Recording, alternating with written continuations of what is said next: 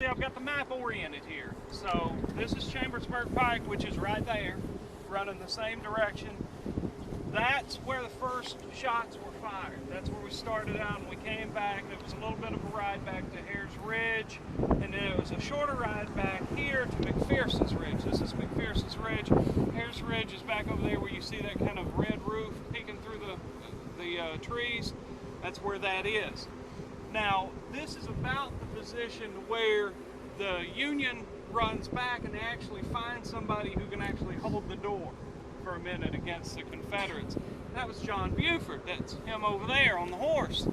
John Buford and Meade and a couple of others are the real heroes of the Battle of Gettysburg for the Union. Buford was a cavalryman. He was really pretty well accomplished. All these guys were West Pointers. Back then, out of the biggest 60 battles of the Civil War, 55 of the battles were commanded on both sides by West Pointers. And the other 5 battles were commanded on one side by a West Pointer. So that's the power of West Point when it comes to what's going on in the Civil War. So Buford is a West Pointer.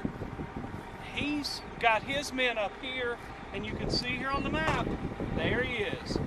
Got a little stronger position. You can see just by the size of the little dots, they're bigger than the itty bitty teeny dots here. So once they finally get back, they make a little stand there, and then they drop on back. This is where the bigger stand is made, right here, down toward there. The Confederates are going to come straight up across that field out of those trees toward us. There's a creek down there. And there is fighting all the way down about to the creek with these guys retreating. But this is where the big part of the stand is made. Now, the next stop we're going to make, we're going to have some time here. The next stop we're going to make is going to be over there where those cars are parked. That's where Reynolds is killed. So while Buford is making a stand here, Reynolds shows up with like 10,000 guys right back here. So, you know, Buford said, thank God he's here. Now we can do something. But he's killed really early in it, but he's still got 10,000 guys on the field. So, you know, that makes a difference. And essentially, when Reynolds is killed, the command basically turns over to Buford. So Buford becomes really the guy of day one.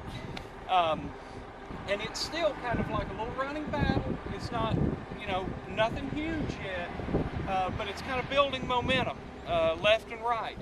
By this time, maybe 10 o'clock in the morning, I suppose, on the 1st, they already know down at Pipe Creek that something's going on up here. That's the reason why Reynolds is here, because Meade sent him up here. He said, we got to do something. And Meade's expecting that within an hour or two, Reynolds will send a message back and say, okay, this is what's going on. What do we need to do next? You know, he'll be able to make a decision from there. But we're at the second big part of this now, the second part of this big retreat back.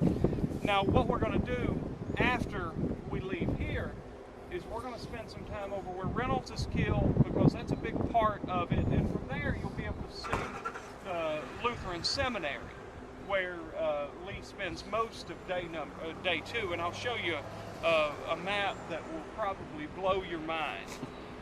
Lee wishes he had my map. He would have paid me a lot of money for my map. Most of what we're going to do after that is going to be across the road. And we're going to go over and see the railroad cut, which looks like a really great idea for a minute. And then we're going to go up on top of the hill and see where the cannon were placed, and we're going to be able to see that behind us in all those trees, that was one of the last stands for the Union. And once they get blasted out of there, it's a widespread retreat back into the middle of town. So what happens on the first day really is a pretty darn clear Confederate victory. I mean, it's pretty decisive by the end of the day. And that's part of I'm going to talk a little bit later on about how Meade's going to handle this. See, Meade's an administrative genius in a lot of ways. And mainly he's an administrative genius because he knows that he can be fired like everybody else that quickly, so he wants to make sure everybody's his friend. You know, Hooker miscalculated terribly in his management style. But if you want, spend a few minutes. There's a bathroom, there's a little visitor center there. There's some pretty interesting monuments up here, and check those out and get your pictures. And we'll be back here in 10-15 minutes.